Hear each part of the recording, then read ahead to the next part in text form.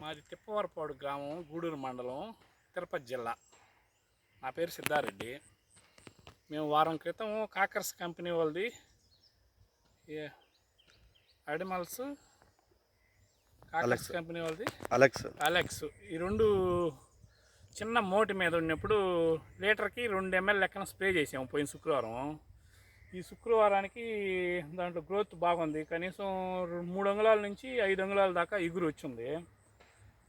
ముందైతే బాగా పనిచేసింది, బాగా నీట్గా ఎగురు అంతా బాగా ఇదిగా ఉంది. ప్రతి చెట్టుకి మనం కొట్టిన ఒక 8 సార్లు సపరేట్గా కొట్టాము. 8 సార్లు వరకు సపరేట్గా అవుపడుతుంది.